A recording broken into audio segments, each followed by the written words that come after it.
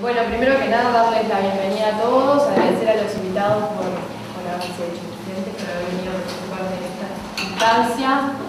También agradecer al CCE por esta sala. Y bueno, contarles que este debate está organizado en el marco del Diploma de Gestión Cultural, acá hay muchos compañeros. Es el primer debate que se hace en el ciclo de debates que comienza ahora. Y bueno, contarles que lo organizamos, nos tocó a este grupo que somos Mariana, Patricia, Leonardo y yo, que bueno, que venimos de formaciones distintas, ellos que son de comunicación, yo soy sociología, también venimos de vínculos y relaciones con el fútbol distintas, algunos somos hinchas, algunos no les gusta el fútbol, lo cual también nos costó a la hora, digamos, de problematizar el tema, que a simple vista es un tema que parece ser bastante sencillo, pero que en realidad es bastante más complejo. Y bueno, y nosotros empezamos con una idea de cómo íbamos a hacer el debate que terminó derivando en otras cosas, porque empezamos a debatir entre nosotros tanto respecto al fútbol como cultura, también la relación del fútbol con el arte, la relación del fútbol con el turismo, la relación del fútbol con la economía, la relación del fútbol con todos los aspectos que toca, con lo comercial, con la educación, con la infancia. Y bueno, y la llevó en esta charla. Y también otra preocupación nuestra como organizadores del debate era principalmente el contexto en el que estamos, en el contexto en pleno mundial del fútbol, y sabiendo que lo teníamos fijado para hoy, ya pasando la primera ronda de partidos de Uruguay, y suponiendo que bueno, que si era un éxito el partido iba a ser, digamos, más fácil, y si era una derrota también como poder manejar ese desánimo de la gente que convocamos. Y bueno, y después, por último, decir que nuestra idea del debate en realidad era en base a lo que dice el ómnibus de la selección celeste, que dice 3 millones de ilusiones, que es un eslogan que se votó, la FIFA, etcétera, etcétera. Y bueno, nosotros nos lo planteamos como en tono de pregunta, primero pensando, bueno, son 3 millones de ilusiones de verdad, representa a todos los uruguayos el fútbol, somos 3 millones los que estamos ilusionados con el fútbol, y después preguntándonos más complejamente, digamos, o más profundamente, preguntarnos si es una ilusión o si es una realidad, digamos, esta construcción de identidad uruguaya a través del fútbol, si es una autoimagen que nosotros celebramos todos o no, si es una cosa real o si en realidad es como una ilusión efímera, digamos, y que en realidad que vive a través de, o sea, que celebra el pasado, que es nostálgica y que no necesariamente es real, digamos. Todo eso fue lo que nos planteamos y bueno, y eso, invitarlos a debatir críticamente sobre estas cuestiones, que parecen ser simples, pero que en realidad son bastante complejas y que en realidad hacen no solo a la identidad y al imaginario colectivo de los uruguayos, sino también a la cotidianidad, porque los ánimos que genera el fútbol, seguimos comprobando el tiempo que hace que, bueno, estemos más felices, más deprimidos y todo eso. Y bueno, y darle la palabra a Leo, que les va a contar más la modalidad. Bien, la dinámica vamos a plantear, nosotros pensamos muchas preguntas para el debate, entonces terminamos como resumiendo en 4 grandes preguntas, que a su vez disparan otras preguntas en el medio, pero definimos 4 grandes líneas. Entonces la idea es seguir marcando un poco de tiempo, dar 10-15 minutos para cada una de esas interrogantes que nos planteamos y más o menos debatir a partir de ahí. Antes que nada, quiero presentar a los invitados, a Daniel Romano, que es Mario Romano, perdón, que es el director general de Impulso del Fútbol. Bien. Navidad Perban, que es presidenta del fútbol femenino de la Asociación Uruguaya de Fútbol. Diego Bernabé, que es periodista, es presentador del noticiero de Canal 12 y gestor cultural. Y Ana Clara Taliento, que es artista visual, que es miembro de la Fundación de Arte Contemporáneo. Bien. En primer lugar, bueno, invitarlos para que ustedes brevemente se presenten y de alguna manera compartan también cómo es su vínculo con el fútbol a partir de la reflexión, ¿no? Lo que se hace, ¿no? Brevemente. ¿Cómo no? Bueno, no sé si ustedes han ¿Se escucha? ¿Se escucha? ¿Se escucha bien? Es por la radio. Por la grabación en la radio.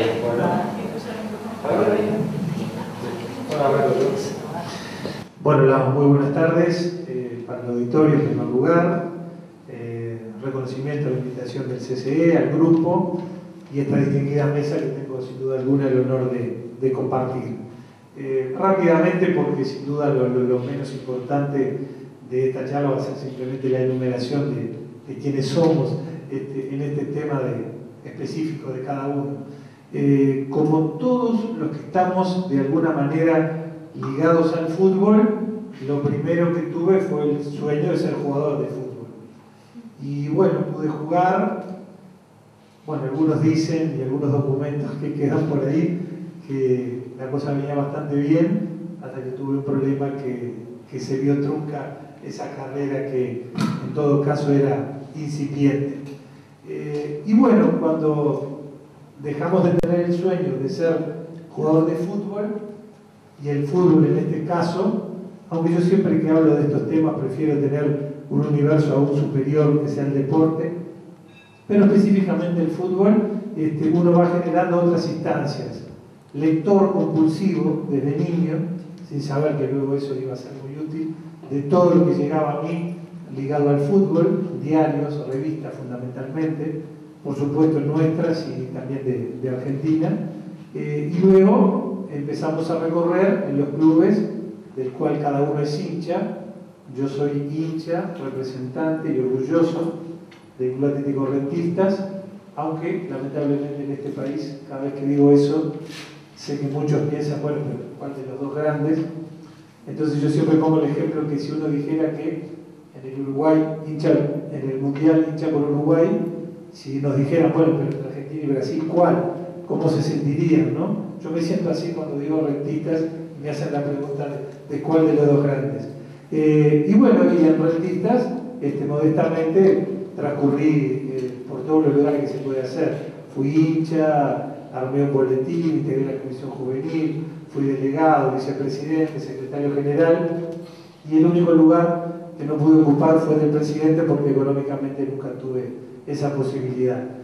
Después de trabajar mucho en el club, tuve la fortuna de que me designaran para integrar la Asociación Uruguaya de Fútbol en lo que eran los tribunales de pena de sexta B.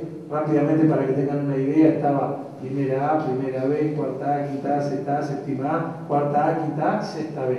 Yo era el último de todo lo que se podían imaginar. Y ahí arranqué. Pero después, bueno, fui neutral de la B, fui integrante de tribunales de pena, fui integrante de la sala de abogado de la AUF, bueno, desarrollé varias actividades hasta que en determinado momento llegué a integrar la comisión administradora del filo oficial Estadio Centenario, CAFO, y posteriormente, luego de que uno hiciera un desvío positivo en su carrera y buscaba profesionalizarme, tecnificarme, luego llegué a ser subdirector general del Estadio Centenario y director general del Museo del Fútbol, que son los cargos, más que cargos, las responsabilidades que tengo hasta el momento. Estuve mucho en el básquetbol, donde desarrollé una tarea muy parecida. Estuve en un club que ocupé distintas oportunidades, del cual soy hincha, representante, y me siento muy orgulloso, que es el Club Atlético Aguada. Soy de la Aguada, nací en la Aguada, vivo en la Aguada y mis hijos son de Aguada.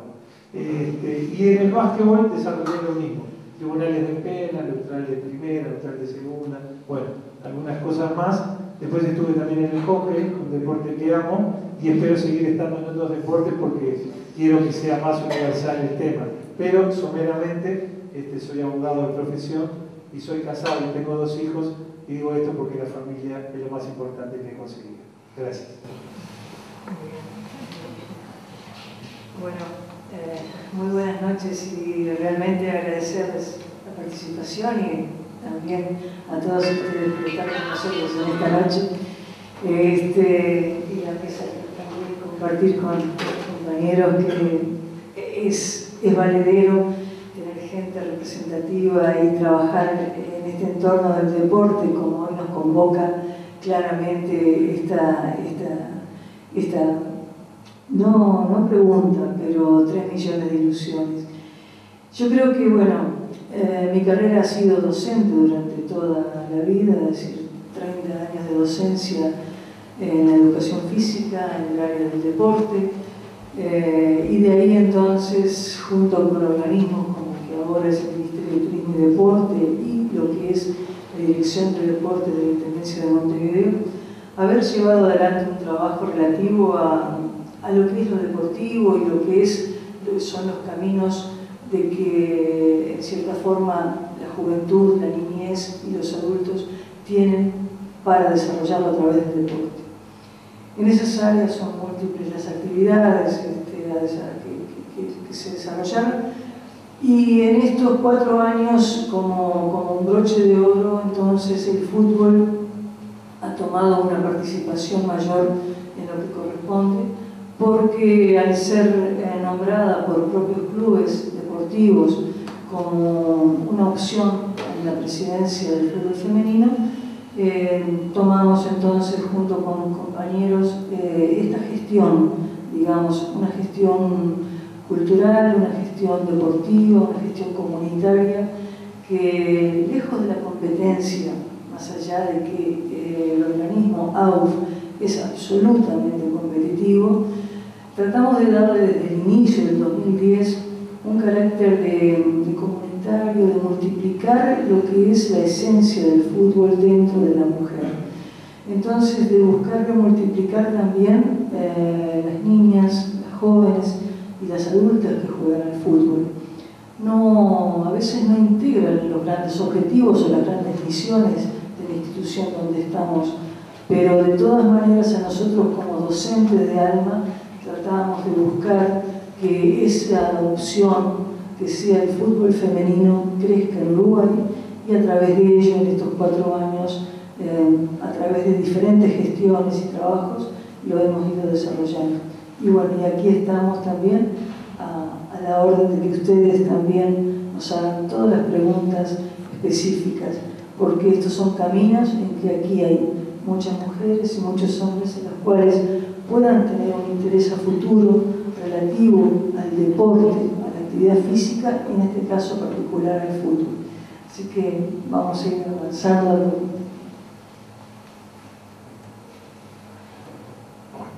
Bueno, gracias también al grupo por la invitación a este encuentro, a todos, y también es muy lindo compartir con ellos esta mesa. En mi caso, el vínculo con el fútbol viene sobre todo de la niñez, como tantos niños uruguayos, de una forma totalmente lúdica.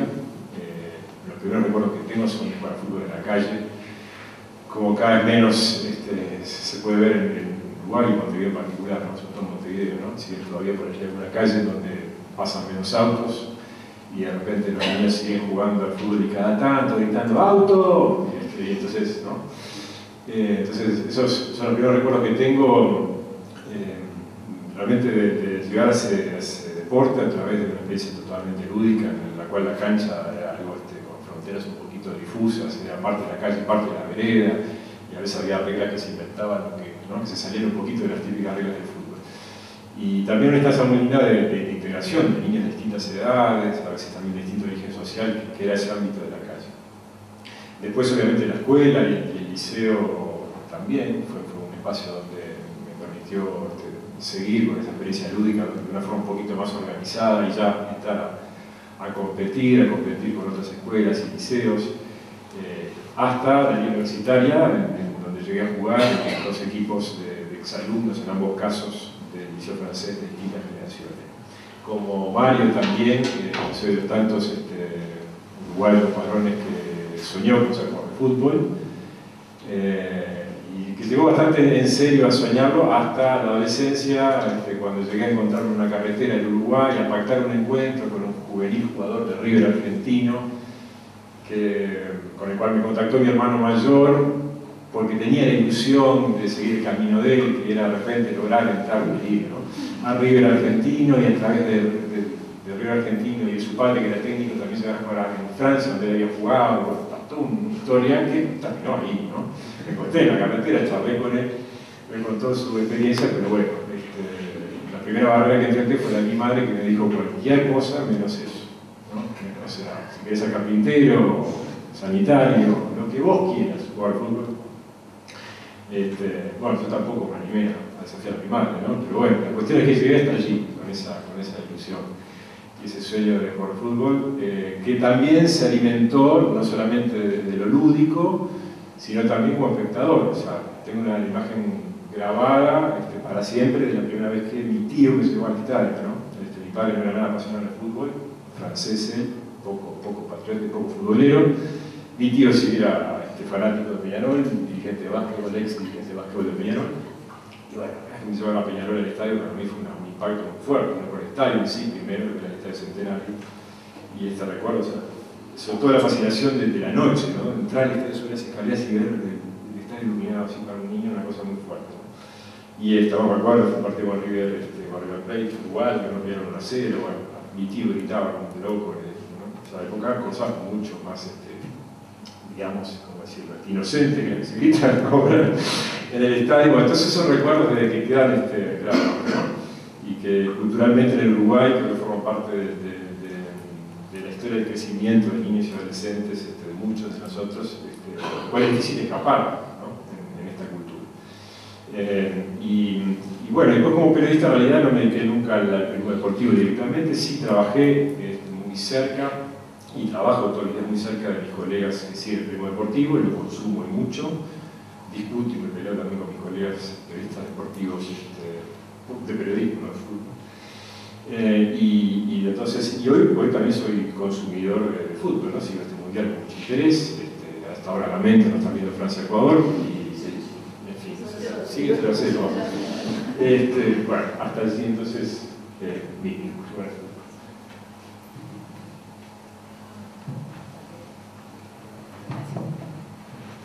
No, buenas tardes, buenas noches. Mi nombre es Ana Clara Talento, soy artista visual y tengo 26 años. Agradecer la invitación a ustedes, sobre todo por animarse a invitar a alguien joven, realmente, y hacer de esto algo paritario para hombres y mujeres. Bueno, mi relación con el fútbol es bastante tardía, pero bastante intensa. Yo empecé pasa por dos lados, pasa por un tema más profesional que tiene que ver con mi desempeño como artista visual profesional y pasa también por un lado afectivo. Y las dos cosas fueron como más o menos a la par. En mi vida consumí fútbol, nunca jamás, no me interesó. Vengo de una casa donde el fútbol no existía y aparte yo pertenezco de la generación bisagra de nunca fuimos a un mundial, no entendemos qué está pasando. Qué pasa con ese hombre que se viste de pato y pasó el fútbol de ser una actividad familiar a ser algo muy violento y cada vez como alejar más a la gente. Entonces como que vengo de esa generación donde siempre se nos trató de alejar de eso que no estaba tan bueno. Eso por un lado. Después eventualmente, ya con el correr de los años, conocí a quien fue mi pareja durante muchísimos años. Fanático del fútbol es decir poco. Era apasionado del fútbol. Y mi rutina y mi vida cambió completamente, la diaria, planificar los fines de semana alrededor del campeonato nacional, de si Rampla se iba a la B o no, cuándo jugaba y si jugaba en Rocha, y aquí era Rocha el domingo a las 9 de la mañana, o sea, y no se negocia. Y ahí como que empecé realmente a entender todo eso que estaba de más. Que está buenísimo ver a la gente con eso, que cuando yo le discutía, lo que me contestaba era: es lo único irracional que me permito en mi vida, déjame explorarlo. Entonces como que me empezó a reinteresar y me empecé a recolgar. Y la primera vez que fui al estadio, fui a Rampla Nacional y Rampla ganó 2-0 y estuvo más. Y yo era como, cada vez que íbamos a jugar contra unos resalados, o sea, te vamos a traer porque sobre la cámara. Me clavé en todos los partidos en todo el país, ¿no? Después Rampla se fue a la B y todo empezando. Pero bueno, eso por el lado personal, fue como algo súper intenso que realmente pasé de que no me importaba, no lo entendía, como que hasta lo despreciaba de cierta manera, a entenderlo y observarlo como algo propio, como algo familiar. Más allá de que nos gustara o no los resultados, lo que pasara, la actividad familiar se desarrollaba alrededor de eso, los almuerzos, las cenas, todo el fin de semana, con los suegros, los padres, los primos, todo era alrededor de eso, es algo que realmente junta. Y estaba muy bueno. Eso por un lado, por el lado más personal. Por el lado profesional viene como también algo así muy de la nada, pero de un trabajo un poco más extenso y un poco más amplio. Yo soy artista visual profesional de alguna manera desde el año 2007. Hasta hoy en día es a lo que me dedico y desde ese momento empecé a desarrollar un proyecto que se llama Ensayo de Historia Patria, donde me extiendo y me expando en una investigación muy amplia que tiene que ver con cuestionar y reflexionar sobre cómo nosotros concebimos la identidad y la memoria como nación, como Estado, que son cosas diferentes, y como sociedad. Y siempre como que intenté poner un poco el fútbol en el tapete, pero como no terminaba y no lograba entender muy bien de qué venía, siempre como que me quedaba ahí colgando. Yo vengo de otra formación, estudié comunicación social, estudié ciencias históricas, entonces como que todo ese proyecto me empezó a llevar a otros lugares, hasta que eventualmente, cuando toda mi vida íntima y privada empezó a volcar todo esto, obviamente, como todo artista, todo eso se empezó a reflejar en mi trabajo. Y en el año 2010 trabajé con un curador, que es el curador de la Bienal de Montevideo, que está organizando una muestra por toda Latinoamérica sobre fútbol. Y convocó a artistas de toda Latinoamérica para hablar sobre eso. Y bueno, como toda actividad profesional seria, nos convocó con 2 años de anticipación, lo cual es correcto. En Uruguay no pasa, pero en el resto del mundo sí.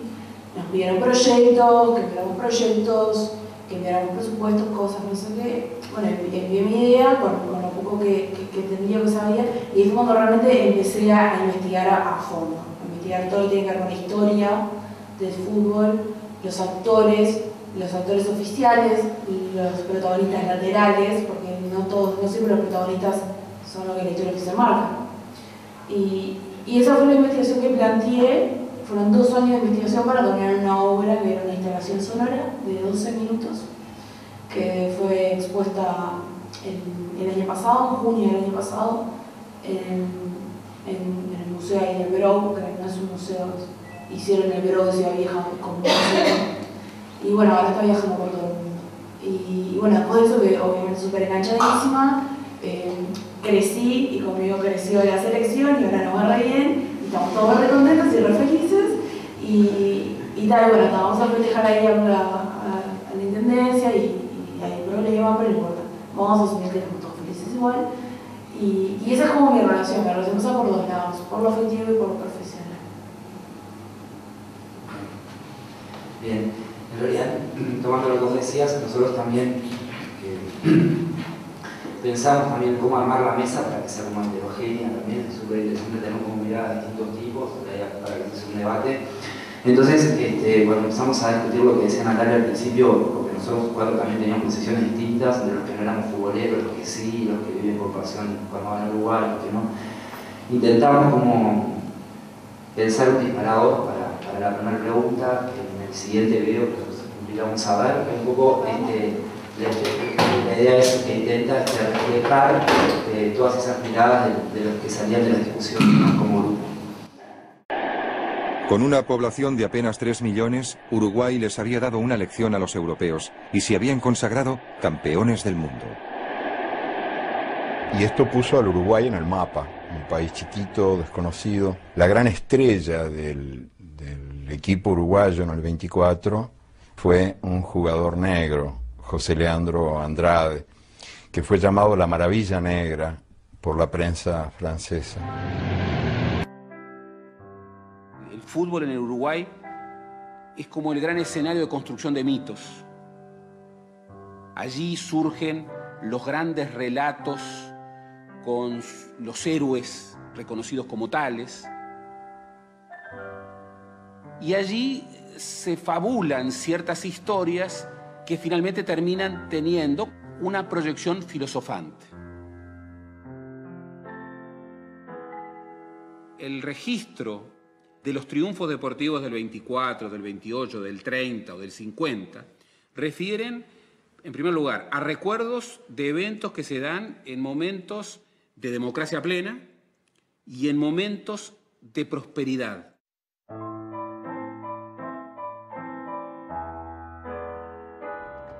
En los Juegos Olímpicos de Ámsterdam, Uruguay fue designado como anfitrión para la primera Copa del Mundo en 1930. A tal efecto, construyeron el estadio más grande de América del Sur, el Estadio Centenario. Prósperos gracias a las exportaciones de carne de vaca y de lana, los uruguayos construyeron el estadio en menos de un año. 2 de las tribunas recibieron los nombres de Colombes y Ámsterdam, en conmemoración de sus 2 triunfos olímpicos. Cuando nace el Estadio Centenario, nace el Monumento Artigas y nace el Palacio Legislativo. O sea, esta década, el 20 y el 30, es la década de los monumentos. Y el fútbol se transforma en un monumento más, porque el Estadio Centenario, la construcción del Estadio Centenario en el año 30, primero fue un estadio vanguardista en su momento a nivel mundial, y quedó como un monumento de poder, tan fuerte como puede ser el Monumento Artigas o el Palacio Legislativo. Entonces, la identidad es como un anclaje al fútbol, ¿no? Una forma de decir, bueno, ganamos en el fútbol, a partir de esto somos uruguayos.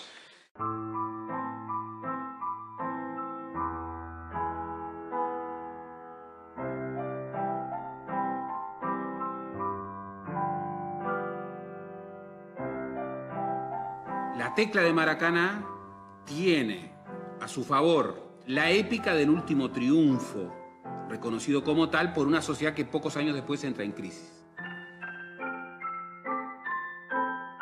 ¿Qué le pasa cuando recuerda todos esos tiempos, Obdulio? ¿Le gusta? Es como todo. ¿Le gusta? Y según. Porque el recordar yo creo que es malo, ¿eh? Recordar es malo. ¿Por qué? Sí. Porque aquello ya se fue. Usted está viviendo otra vida. ¿No es así? Sí. Pero uno también vive de esa vida, vive de lo que pasó. Vive de lo que sucedió en el pasado. Puede ser, puede ser, puede ser. Pero hasta ahí nomás. En 4 campeonatos mundiales, Uruguay había jugado 18 partidos, ganó 16 y todavía no habían sido derrotados. La garra charrúa había demostrado su valor. La garra no la perdemos. El día que pierdamos eso, desaparecemos. Eso existe siempre. La garra charrúa es la idiosincrasia nuestra. Es de todo uruguayo, no solo el jugador de fútbol, sino de todo uruguayo. Siempre quiere ir a más, siempre quiere llegar primero. Siempre, le ha gustado siempre las cosas difíciles, aunque en el fútbol siempre para nosotros fue difícil. Bueno, el Uruguay es un buen toro de lidia porque se crece en el castigo. O sea, Uruguay juega bien en situaciones límites, así, cuando ya está liquidado el asunto, al borde del abismo. Las grandes jugadas se hacen al borde del abismo. Cuando no está en el abismo le cuesta. Somos lentos los uruguayos, Saúl. Es un rasgo de identidad nacional, somos poquitos, pero en eso nos parecemos, somos todos lentos, que yo no creo que haya que perder de vista nunca. Y el fútbol es sobre todo una fiesta posible, una fiesta de las piernas que lo juegan y de los ojos que lo miran. Oscar Tabares, o técnico da seleção uruguaia, diz que, do ponto de vista da cultura futebolística, o Uruguai está entre os primeiros do mundo. Está entre os primeiros lugares del mundo. O futebol é o principal embaixador do país. Es el gran embajador de este país. En este momento, bueno, a pocos días de iniciar el Mundial, creo que es una señal interesante de que la marca país se una a esa pasión por los uruguayos que es el fútbol. Francia tiene el fútbol, tiene el rugby, pero además es Francia, además tiene a París. Hay 2 millones de turistas por día en París, por ejemplo. Entonces, tienen muchos motivos para sostener una identidad. Uruguay, ¿qué tiene como identidad? Vamos a pensar, ¿qué tiene Uruguay como identidad? Y tiene, primero que nada, el fútbol. También es verdad que somos pueblos pobres, somos pueblos que no tenemos demasiado. El fútbol marca una pertenencia muy fuerte. El fútbol es lo que nos ha divertido desde chicos con centavos, porque haces una pelota de lo que sea y jugamos 20.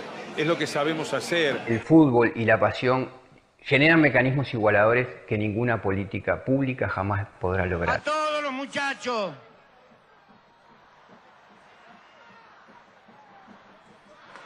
Apenas 2 palabras. Nunca hemos estado tan unidos por encima de las clases sociales, por encima de los colores políticos. Nos han dado una cuota de coraje y de juventud. Gracias, muchachos, en nombre de todo el pueblo uruguayo. De América y del mundo, esforzados atletas que han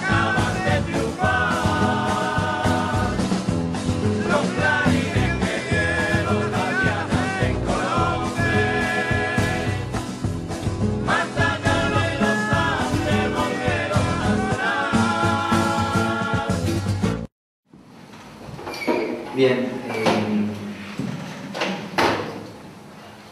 la primera pregunta entonces sería, un poco siguiendo la línea del video, desde su punto de vista, ¿qué tanto el fútbol otorga identidad a nuestra cultura, le otorga la identidad de Uruguay, o qué tanto puede llegar a ser una ilusión y no lo hace? ¿No? Esa es un poco como la primera pregunta que hacemos. Cedo la palabra. Perdamos el orden, no sé, como quiera. Ahí. Bien. Yo creo que tenemos que hacer un poquito una retrospectiva a algunos años anteriores. Venimos y reconocemos y nos reconocemos ampliamente como un país de inmigrantes, un país en donde cada uno de nosotros tenemos los mismos orígenes. Como bien se dice, bajamos todos de los mismos barcos. Pero más allá y anterior a los barcos, también había una cultura indoamericana que fue permitiendo también un juego determinado y que el juego de la pelota se fue inscribiendo en las márgenes del Río de la Plata, pero a su vez también hasta Centroamérica, como hay ciertos vestigios. El poc-tapoc es un juego en el cual, a través de una pelota de trapo de cuero, fue intensificando un juego entre dos grupos, entre dos equipos.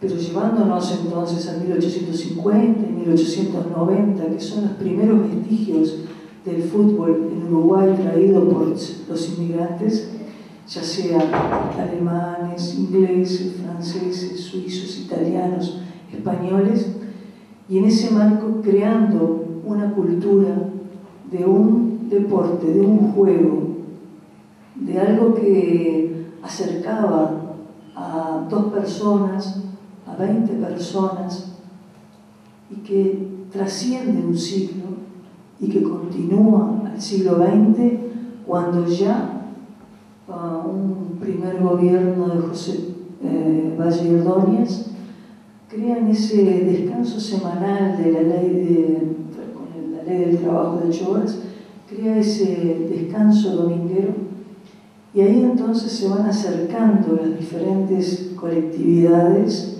y encuentran en ese descanso semanal un motivo para que el fútbol se vaya desarrollando.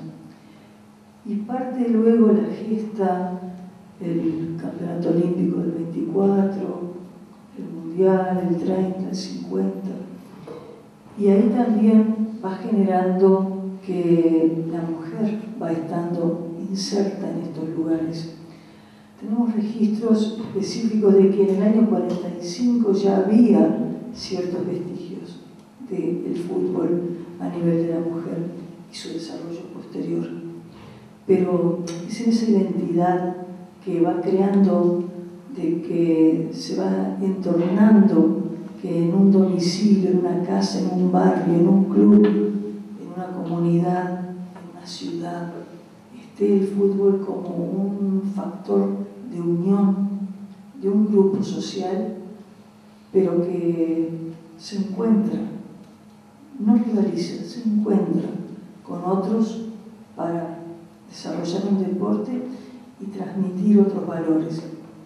Y ahí entonces esa identidad, como veíamos en el video, en donde también los múltiples orígenes de las personas que construyeron ese estadio centenario, pero también ese palacio legislativo, porque vinieron de múltiples lugares del mundo, y lo político y lo deportivo ya se fue juntando. Entonces, bueno, ir dejando también esas preguntillas ahí, pero que la verdad apasionan, y cómo la mujer también fue viviendo, no a veces desde el punto de vista de 1850, pero sí en este siglo, y que ahí, cuando llegó en el 2010, era quizás de la misma manera, ni más ni menos, pero de la misma manera esa pasión expuesta en el recibimiento de esos jóvenes que tenían 4 años menos que ahora. Muchos de ellos, o como hoy, como de haber visto a Josema Jiménez ayer, un casi sub-20, Sub-20, ¿no? Es decir, sí, Sub-20 Josema apasiona y gusta de que los jóvenes tienen grandes valores para también potenciarse y avanzar.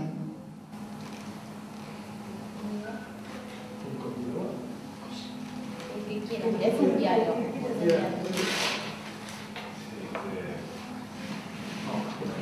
A ver, hay explicaciones que seguramente son para los historiadores, para los sociólogos, para los antropólogos, no sobre por qué, pero en todo caso casi todos sabemos que el fútbol que conocemos hoy en Uruguay, como se practica a nivel profesional, lo trajeron los ingleses, ¿no?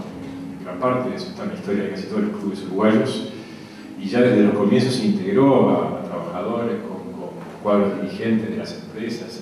La historia de Peñarol por eso, y la historia de nuestros clubes uruguayos tiene mucho que ver con eso, ¿no? Con cómo se mezclaba.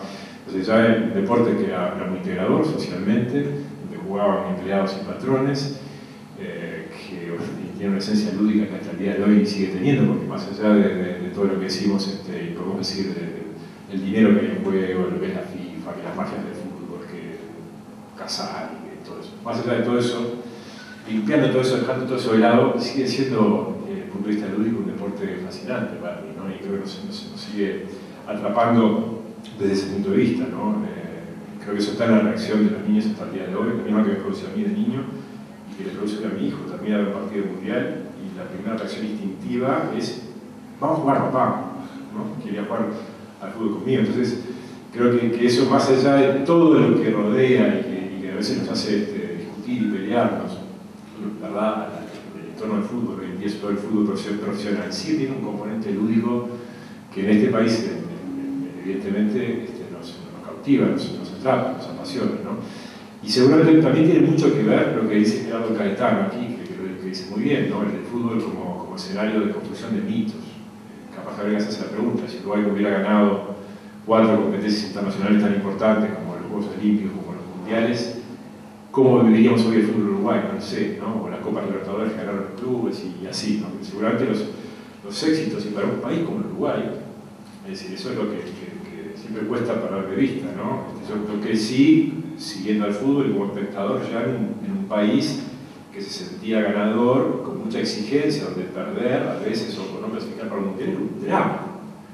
Y bueno, creo que el maestro Tavares, entre otros méritos que tiene, y alguna otra gente del fútbol también, hizo un aporte muy interesante en el sentido de tratar de tomar un poquito de distancia y intentar ser un poquito objetivo y valorar lo que significa para un país como Uruguay, de apenas 3 millones de habitantes, un país considerado, no sé si en tercer mundo o en desarrollo todavía, pero seguramente con mucha dificultad desde el punto de vista de los recursos para impulsar la actividad deportiva, lo que significa que ese país tenga los errores que ha tenido el fútbol, ¿no? Es demencial, ¿no? Entonces, ¿qué hubiera pasado? ¿Cómo sería desde el punto de vista de la identidad? También es una pregunta para hacerse, ¿no? Historia ficción, porque en realidad sabemos lo que pasó, es historia, ¿no? Pero creo que eso también incide mucho, ¿no? Ese contagio que viene de sentir que la selección de un país tan chiquito como el nuestro, y eso también, por ahí lo decía Galeano, creo, ¿no? Esa cosa de sentir que le ganamos a los poderosos, ¿no? Eso está también muy metido, o que el triunfo de 8 contra 11, o no siempre en esa cosa también de la adversidad y de dificultad, esa cosa heroica, ¿no? Entonces, creo que eso también nos atrapa mucho a los uruguayos, no solo los que son protagonistas del deporte en sí, sino también los espectadores, ¿no? Y otra cosa que me atrapó del fútbol como espectador siempre fue esa cosa de gran teatro, ¿no? Ahí también lo miro desde el gestor cultural, es un teatro fascinante en el estadio Centenario, y bueno, lo que vivimos, tanto también a distancia, a través de la televisión mundial, pero en particular cuando participamos directamente de un partido, un estadio repleto, con un final incierto, un espectáculo que además tiene un final que no está escrito, es profundamente sacudidor también como experiencia para el espectador. Entonces creo que todo eso, y seguramente la historia, ¿verdad?, de logros y de conquistas que hay del fútbol uruguayo, alimentan que sea muy difícil zafar a nivel de identidad de que el fútbol no tenga el lugar que tiene en un país como este, ¿no? Es como inevitable. Bueno. Como bien se dijo, parece que el tema de la identidad, como el fútbol, es un tema sencillo y no lo es. Y claro que no lo es. Cuando hablamos de identidad, indudablemente debemos basarnos o ubicarnos en pautas socioculturales y ver cómo el fútbol se ha ido desarrollando a partir de ahí. A ver si lo heterogéneo, a ver si lo conflictivo, a ver si el papel integrador, el fútbol lo pudo cumplir, lo ayudó a cumplir o debió no cumplirlo. Porque muchas veces yo escucho que se dice que el deporte sirve para entender la realidad. No. El deporte es parte de la realidad. El fútbol es parte de la realidad. Nos guste, no nos guste, estemos de acuerdo, ¿no? Realmente es así. El fútbol es un tema que está en la identidad de los uruguayos y que es un tema que horizontaliza a todos los uruguayos. Todos, como quizás no ocurra en otros menesteres tan importantes, más importantes y más útiles que el fútbol, pasa por la identidad personal de nosotros. A casi todos los uruguayos en algún momento algo tuvo que ver con el fútbol. En algún momento algo tuvo que ver con el Estadio Centenario.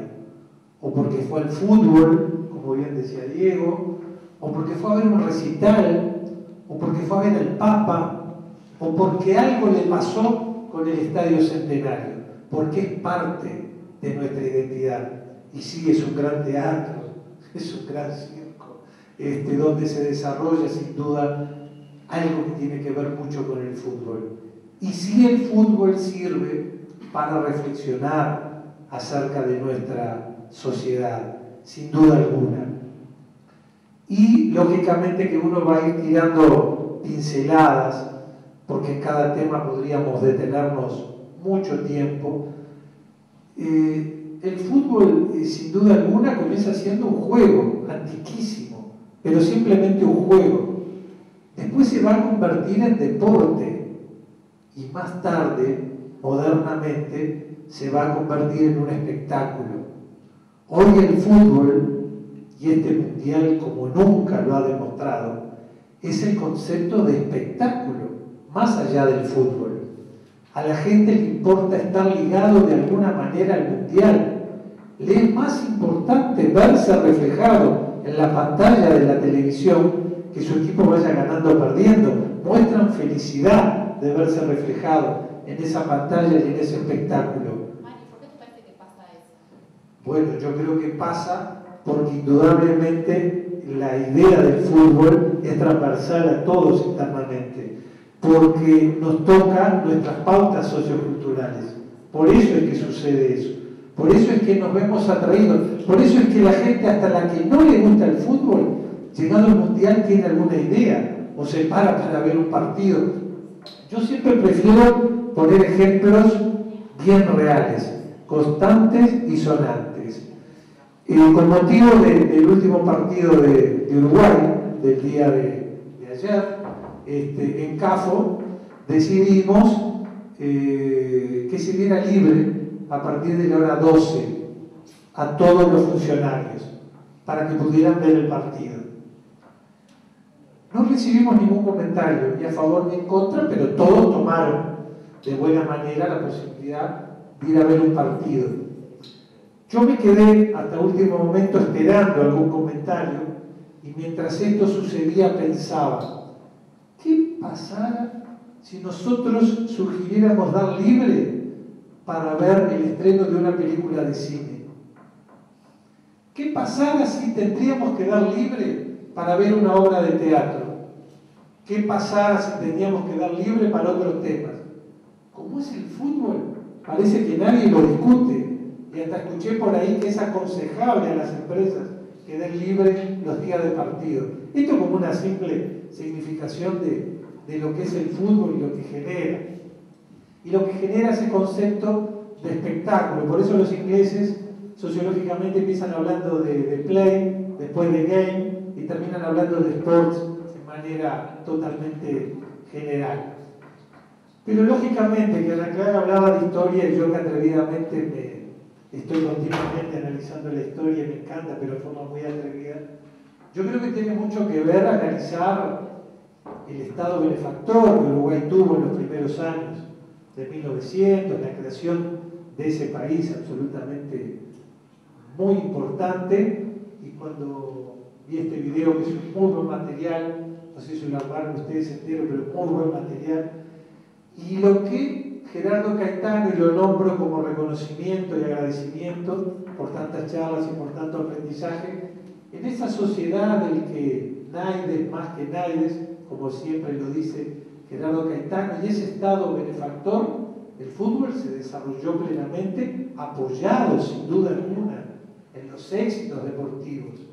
Uruguay fue campeón sudamericano, 16, 17, los 20, campeón olímpico, 24 y 28.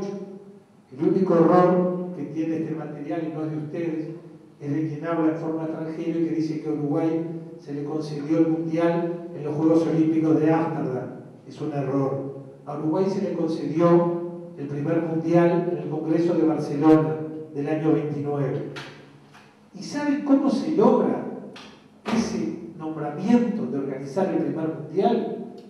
Como el corolario claro, justo, lógico, de lo que Uruguay representaba, no solo apoyado en esos triunfos que sí eran importantes, sino lo que representaba políticamente, culturalmente, comercialmente. Y cómo en forma unida, no sé si ahora está bien, en forma unida se va a comportar la delegación americana. Quien va a fundamentar que Uruguay organice el primer mundial en el Congreso de Barcelona es el delegado argentino, don Bécar Varela. Y quien va a presentar la moción para organizar ese primer mundial es Chile.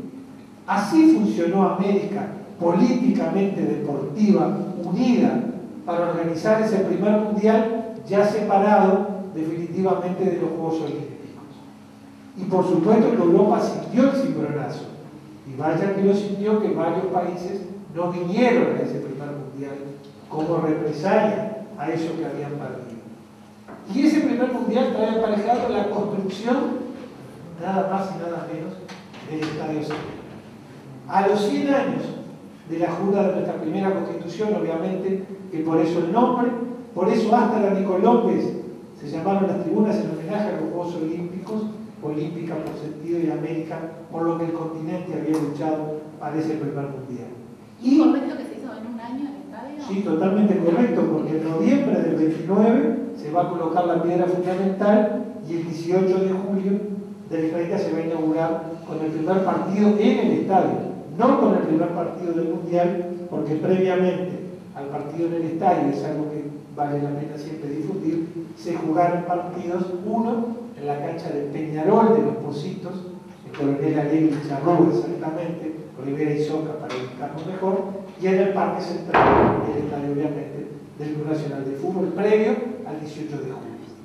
Pero siguiendo con el tema fundamental de la identidad del fútbol, yo creo que es un tema que nos es muy difícil, y bueno, ya Ana Clara lo comprenderá, en un país donde todavía podemos discutir, yo por lo menos lo hago, acerca de la fecha exacta, declaración de la independencia, ¿cómo no vamos a discutir la identidad del fútbol? Lo que pasa es que ese fútbol hizo mucho por la identidad de los uruguayos, porque aquellos inmigrantes a los que Edir correctamente aludía, van a ir al primer mundial, van a estar en el primer mundial como espectadores o en sus casas. Esos inmigrantes a los cuales Uruguay les ofreció un país, una recalada, un lugar para poder desarrollarse. Yo a veces digo, cuando en Europa nos llaman sudacas o nos hacen tantos problemas para entrar, como a veces la memoria falla, esos inmigrantes quizás por primera vez gritaron el nombre del país a partir del mundial, a partir de ese mundial de fútbol. Y yo creo que tuvo mucho que ver con la identidad esa situación.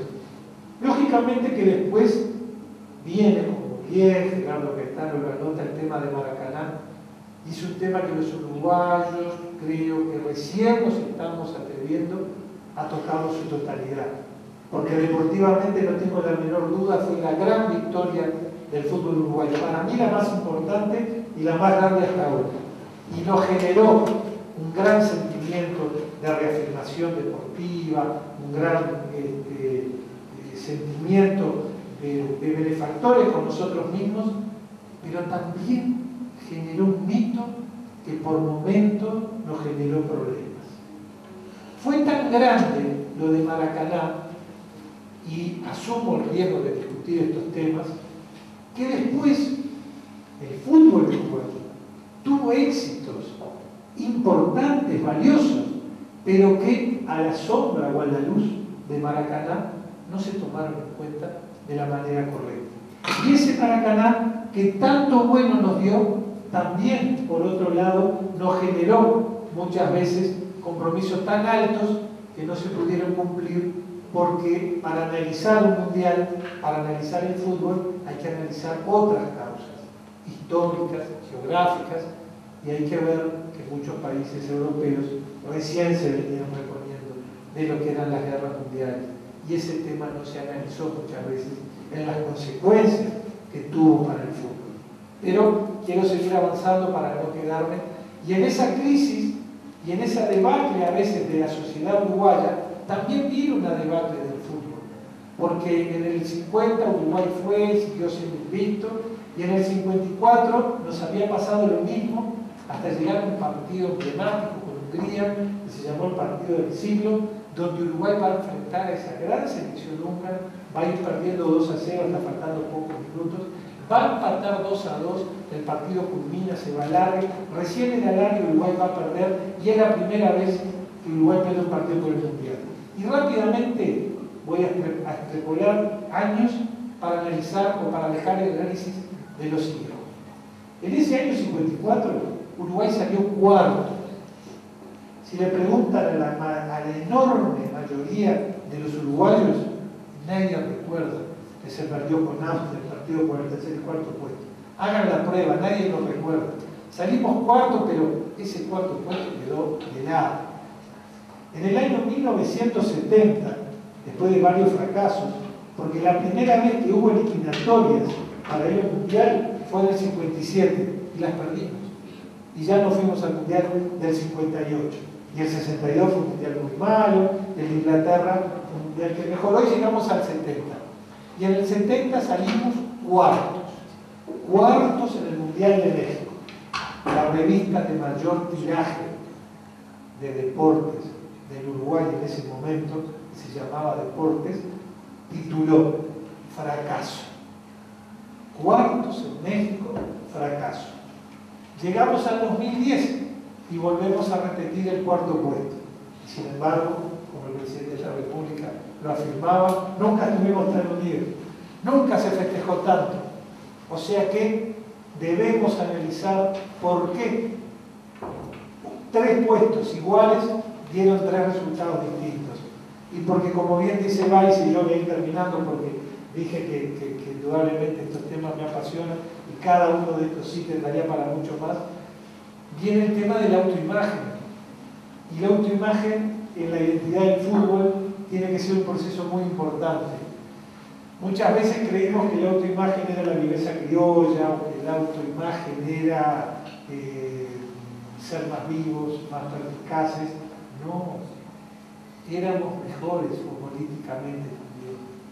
Físicamente trabajábamos y mucho, no era solo la picardía criolla.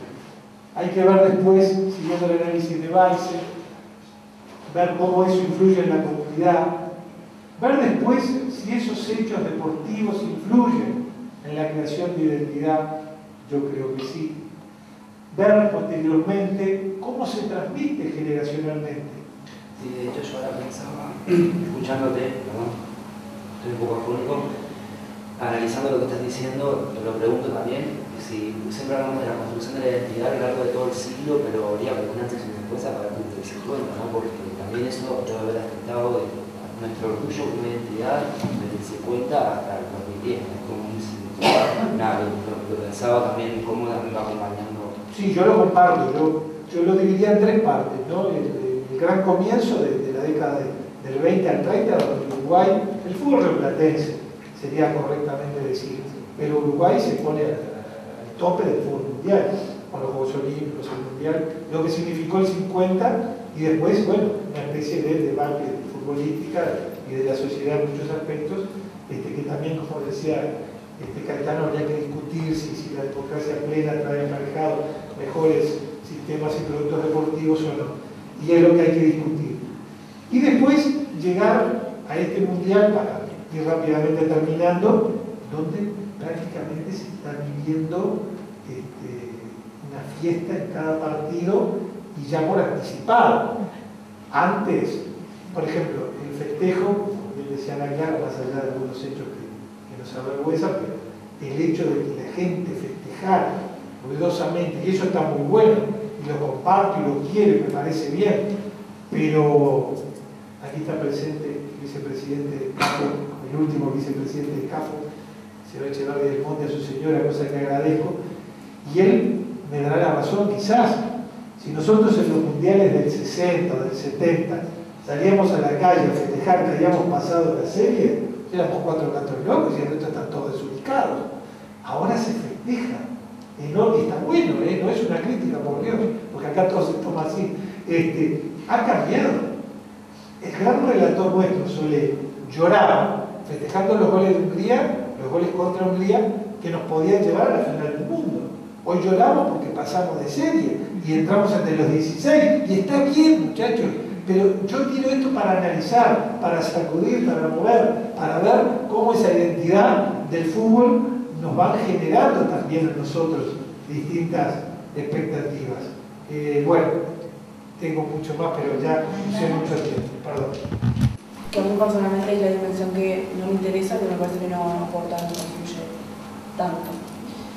Ahora, yendo a referirme al fútbol en su dimensión de construcción de ciudadanía y construcción social, no me parece que el fútbol en sí mismo sea identidad en objetivos, me parece que es un medio para desarrollarlo.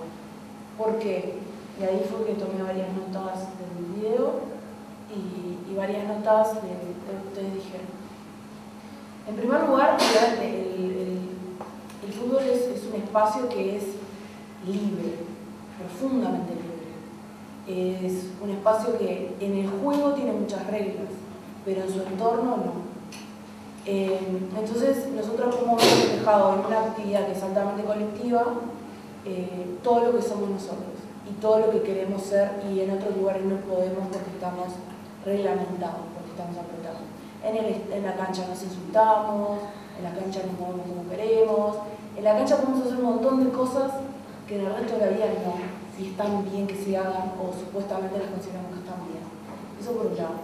Por otro lado, también sí coincido que es un espacio que es altamente... Me parece que también es un espacio que, como ya dijeron, muy horizontal, donde absolutamente todos se encuentran, donde incluso también me parece que es válido acotar que la línea que divide el espectador del jugador no existe casi, porque todos los que son espectadores también son jugadores, juegan en su casa, juegan en el barrio, juegan con los hijos. Es como que acá todos miramos fútbol y todos jugamos al fútbol. Entonces es un espacio que también es transversal, no solo porque es transversal a las generaciones, la gente de todas las edades, de todos los sexos, lo consumen y lo practican, y me parece muy importante hacer esa acotación. Todos lo consumimos, pero todos lo practicamos también. Y de ese lugar me parece que es un medio y no un objetivo en sí mismo. Me parece que es súper importante ese espacio que nos damos como sociedad para construir desde ese lugar, del lugar de todos somos iguales de los dos lados. No solo por clases sociales, por nivel socioeconómico o educativo, que también sucede, por supuesto. Eso por otro lado. Después también me parece importante hablar del tema de el fútbol como herramienta para la construcción política de algo que no somos. Todos sabemos, Uruguay es producto de un manejo político y histórico y económico que salió como salió.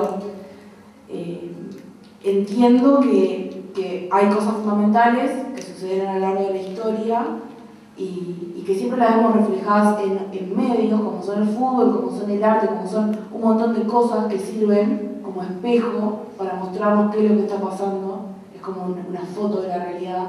Si nosotros vamos al arte o a la cultura en su concepción más democrática y elitista, podemos ver cómo todo el tiempo esas actividades humanas son reflejo de lo que nosotros mismos estamos haciendo. Somos nosotros mismos hablando de nosotros mismos y de lo que está pasando. Me parece que el fútbol no escapa a eso. Y todas esas actividades siempre fueron concebidas desde otros lugares que no son el original, como un espacio de poder. Siempre fueron como un espacio de poder. El arte lo fue y lo es hasta el día de hoy. El acceso a consumirlo, el acceso a ejercerlo, y el fútbol me parece que no escapa a eso. En su ámbito de espectáculo, su lado más espectacular, pero de su lado más ciudadano también, es un ámbito de poder. Y, eso, y lo más interesante que me parece discutir es un ámbito de poder donde está esa, ahí sí vamos a hablar de ilusión, de acceder. Todos en esta mesa dijeron que querían ser jugadores de fútbol en algún momento. Yo no. Pero vos porque no eres. Y eso me parece interesante recalcarlo. Y sí, y vinieron los presidentes e impulsaron esto. Y todos sabemos que cuanto más demora Uruguay en irse del mundial, que ojalá no se vaya y llegue hasta el final, más va a demorar en empezar la campaña para las elecciones de octubre. Y así todo. O sea, si Uruguay se hubiera ido el otro día, la campaña a octubre empezaba hoy. Todos lo sabemos. Es como que no tiene mucho misterio. Y en el 50, y esto ustedes saben mucho más que yo de esto, toco de oír más, la relación que existía con el fútbol era más un tema de los jugadores. La dirigencia se fue el día de la final en el Maracaná. O sea, la delegación uruguaya ya no estaba, quedaron los jugadores. Obdulio Varela canjeó un empleo público. O sea, hoy ganan millones de dólares y Obdulio Varela está viendo trabajo. Público, obviamente, ¿no? No, yo sé que le ponemos mucho, que eso es otra cosa que tengo igual. Entonces es como que eso. Y por otro lado me parece que el fútbol realmente está bueno tomarlo como medio, me parece que es mucho más valedero pensar que es un medio hacia la construcción de identidad en el momento que genera vínculos honestos y súper sanos. Y eso es lo que permite la construcción de la ciudadanía, desde ese lugar.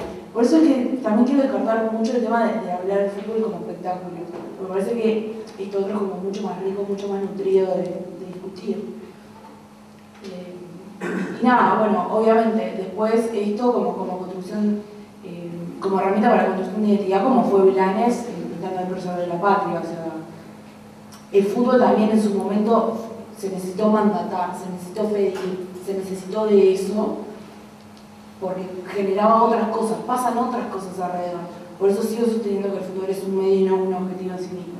Alrededor del fútbol se puede construir o destruir muchas cosas que a nosotros, como nación, nos puede tener un poco débiles, porque somos un Estado con una nación, con un sentido de identidad genérico débil, porque fue como todo medio ahí, que se hizo lo que se pudo, y se hace todavía lo que se puede. Y bueno, por último, rescatar esto del medio también por un tema de que, por más que acá se habló de que capaz que la diferencia entre somos fútbol y no el fútbol es un reflejo de nosotros, a mí me parece que son un poco las dos cosas. O sea, como mucho lo que pasa en la cultura, mucho se tiende a simular. Cuando hablo de simulacro me refiero a lo que pasa a gran escala, casi siempre se duplica en la microescala, y es lo que genera un simulacro de las cosas. Lo que pasa en la cancha y lo que pasa en una tribuna y esa cosa que pasa entre esos dos lugares, que tienen una línea muy fina, por lo que dije antes, eso es un simulacro. Eso es un fiel reflejo de lo que somos, de lo que está pasando. Y si al fútbol le va bien, es porque capaz que algo estamos haciendo bien. Vamos a analizarlo desde ese lugar. Como sociedad o como lugar o como constructor de ciudadanía, algo estamos haciendo bien. Y si hay cosas que están funcionando mal, algo en el todos está funcionando mal. No es que el fútbol es el origen y el fin del problema de las cosas, o el origen o el fin del éxito de las cosas. Es un medio, realmente me parece que es un medio. ¿Qué opinan los demás en relación a lo que dijo Clara? Sobre todo en relación al espacio de poder y el rol de la mujer en ese espacio de poder, ¿no?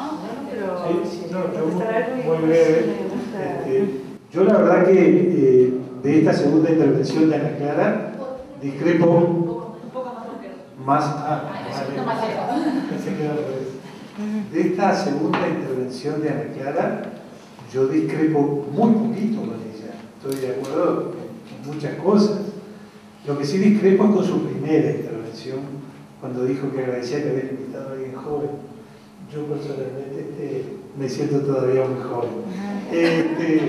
Así que en la primera sí discrepé. En esta segunda no, porque todo lo que yo hablé quedó muy claro que en un medio jamás se me pasó por la cabeza, ni a nadie, pensar que el fútbol era el origen y la finalidad de nada.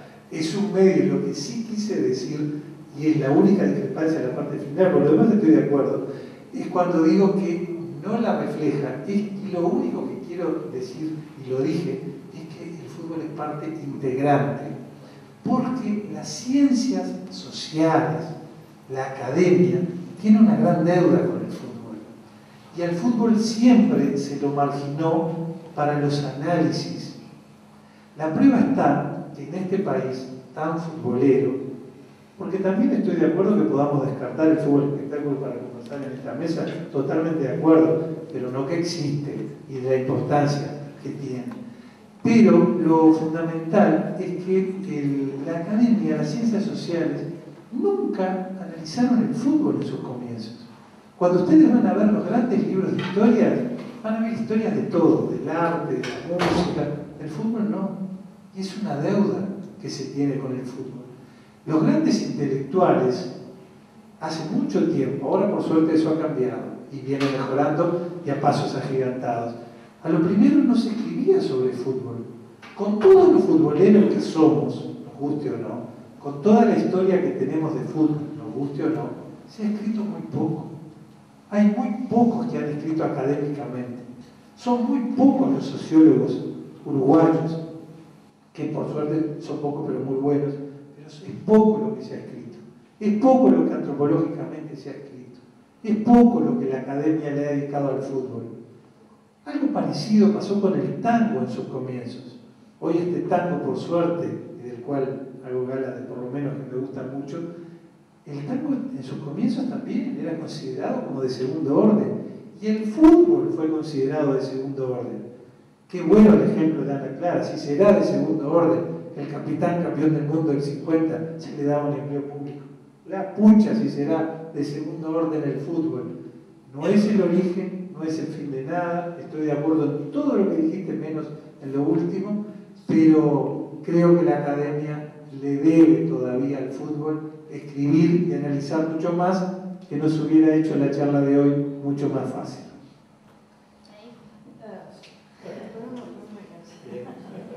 No, bueno, quizás a veces no todos los puntos se puedan ir contestando, porque es lógico que también nos gustaría recibir las preguntas de los oyentes, aquí participantes. Nosotros, desde el punto de vista del fútbol femenino, es lógico que no estamos hablando para nada desde un punto de vista grandilocuente ni de espectáculo, porque para nosotros es permanente una construcción cotidiana de algo que es un gusto o unas ganas de participar y de jugar. Esto de jugar es como todo el término y todas la palabra lo dice, jugar.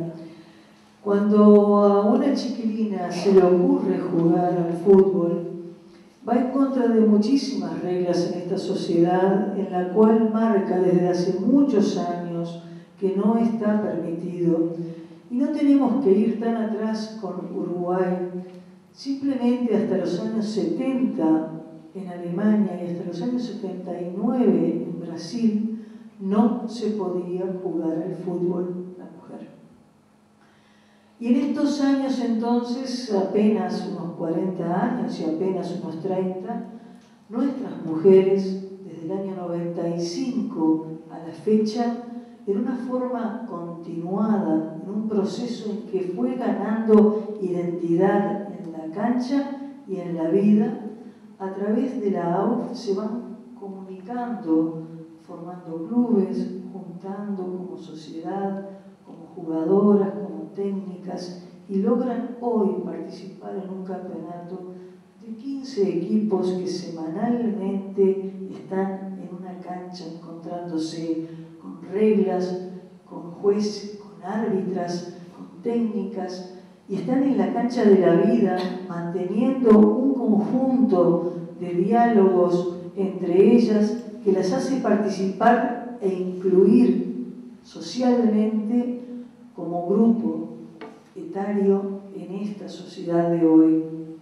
Y que salen a gritar, y que salen a vibrar y a llorar como todos y todas lo hacen por otras razones, o por un buen libro, o por una buena música, o una lírica, o un arte, pero que evidentemente encuentran en el fútbol algo que hoy por hoy no se los da a otro lugar. Hoy se los da el deporte fútbol, y es una imagen en que ellas defienden y que tratan de estar como han estado ahora hace un poco tiempo atrás en los Juegos Sodesur, al lado de la compañera de hockey o de handball o de voleibol o de gimnasia, en una similitud de deportes que llevan a que la mujer ocupe su lugar estratégico. El estadio de fútbol es la gran imagen. Hace 10 años, 11 años, yo comencé con algo que se llamaba Mujeres a la Cancha, y que jugábamos diferentes deportes y que como final entrábamos al Estadio Centenario por el túnel. Esa imagen no la quita nadie, de que solamente entraban con sus hijos a la cancha de fútbol en donde pisaban los varones en ese momento para jugar un partido de fútbol. Esa integración del concepto de que hoy yo lo puedo jugar o puedo estar con alguien, estoy incluida en un grupo, estoy contenida en mis sentimientos o en mis problemáticas, eso es muy interesante también de transmitirlo y de estudiarlo. Por eso a veces, como decía Mario, no se ha estudiado, es que nosotros mismos a veces hemos pecado, de que él le decía también a Diego, de que no hemos escrito en estos 4 años todas las experiencias de haber compartido casi 5 sudamericanos en ir con las chiquilinas afuera, en haber compartido hacia toda la sociedad, que hoy también estamos a nivel del gran espectáculo porque pertenecemos a una comisión organizadora del Mundial Sub-17 a nivel de la FIFA, y que eso nos lleva a tener grandes miradas sobre esos 16 equipos mundiales que van a la arena de un campeonato de fútbol mundial, y que también estuvo Uruguay representado en el año 2012, y que esas chicas no se lo quita a nadie, porque eso lo hicieron ellas y salieron segundas a nivel sudamericano, perdiendo 1-0 con Brasil. Y eso es un medio, y eso para muchas habrá sido un fin porque nunca más jugaron por otras cosas, pero realmente es la cancha de la vida que la llevó a estar en un Uruguay con ganas de ver esa imagen del triunfo de ayer, del triunfo de otros días y de hace 4 años atrás, que era solamente un cuarto puesto, pero nada más, pero sin embargo era ese integrarse con toda la sociedad, y en eso ellas están construyendo una identidad cultural propia. Nadie se los da. Cada fin de semana se autovaloran, se construyen nuevamente entre semana, la práctica cotidiana, el mejoramiento, el mirar partidos, todo eso en la construcción de ellas y de la ciudadanía. Por eso es un total, un totum, digamos, que genera ese buen plus a que el deporte no cae en sí mismo, sino que es hacia mucho más.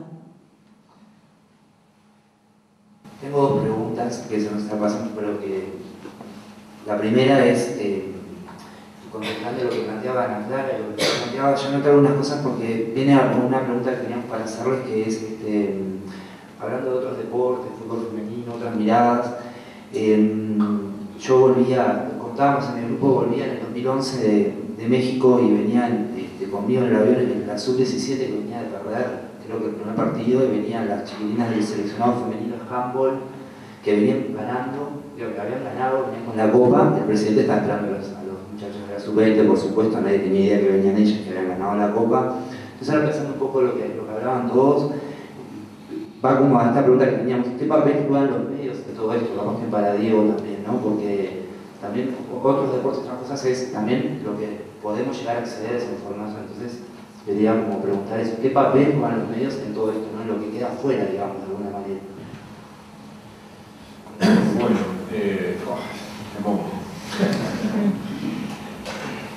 a ver, por todo esto que dijimos en relación a la identidad, uno podría decir, bueno, que no es muy fácil escapar desde los medios de comunicación al peso que tiene el fútbol en la identidad uruguaya. Que también deben ser parte de lo que construye espectáculo, o sea, tomando en cuenta lo que se hace. Entonces, como que también me preguntaba eso, me invitaba un poco a la pregunta.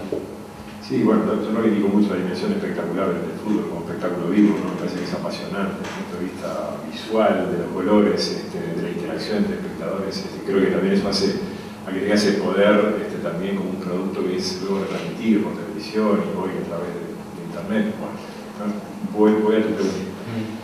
Yo decía, bueno, por un lado es difícil escapar de eso, pero yo me cuestiono mucho todos los días y discuto mucho con mis colegas, en particular del periodismo deportivo. Creo que también el peso de ese vínculo, de esa relación que tenemos con el fútbol, produce en los medios de comunicación también excesos. Eso es lo que creo que el fútbol ocupa, un lugar excesivo en los medios de comunicación en Uruguay, que lo dice alguien que ama el fútbol. Por todo lo que expliqué antes, realmente me apasiona el fútbol, pero al mismo tiempo como periodista considero que el fútbol ocupa un lugar excesivo. Demasiados minutos, demasiado espacio en los medios gráficos, muchas veces de contenidos que no aportan nada, de gente que llena minutos de televisión, de radio o espacios de publicaciones escritas para aportar muy poco.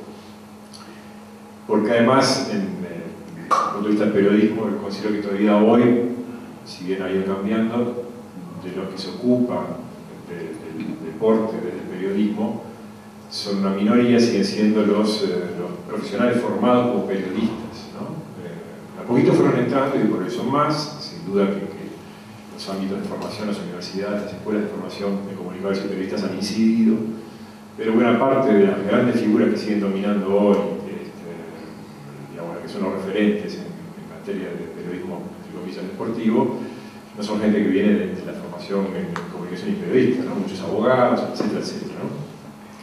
Entonces, también a ese nivel, yo creo que hay muchas críticas para hacerles y eso también implica muchas veces buena parte de los defectos y las críticas que uno le puede hacer al excesivo lugar que ocupa el fútbol en los medios. El negocio también incide, el aspecto económico sin duda enormemente. El fútbol hoy, además de todo lo que nos apasiona, lo que estamos acá en relación al fútbol, es un gran negocio, con lo bueno y lo malo que todo eso tiene. Y evidentemente eso incide cada vez más en los medios de comunicación y en particular en la televisión. Es un medio de vida para mucha gente, para la cantidad de gente que alrededor del fútbol vive o vive del fútbol.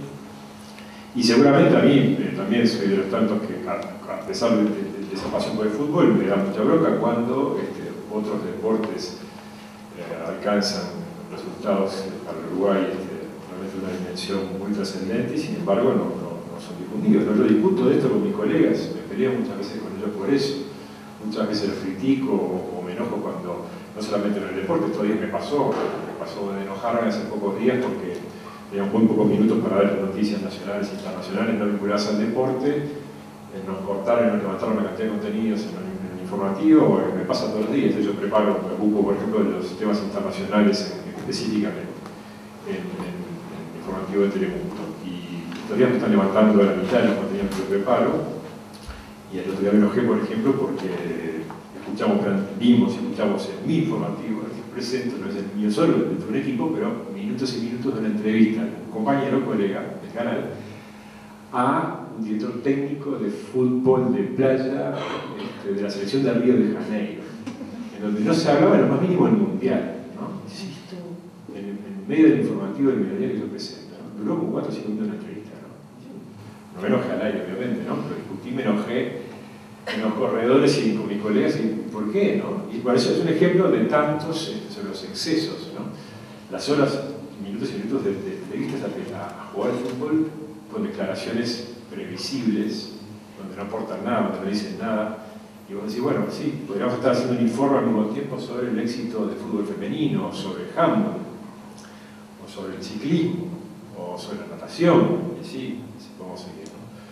Entonces, sin duda que los medios de comunicación tienen un rol a jugar, y bueno, y también, digamos, por la positiva, digo, hay un debate, ¿no? Entre los colegas muchas veces debatimos. También cuestiono mucho el rol del lugar que ocupa la política en los medios de comunicación en Uruguay. Creo que la política y el fútbol, sin duda que son dos señales de identidad de los lugares muy fuertes. La historia política del país lo justifica en parte, en gran parte.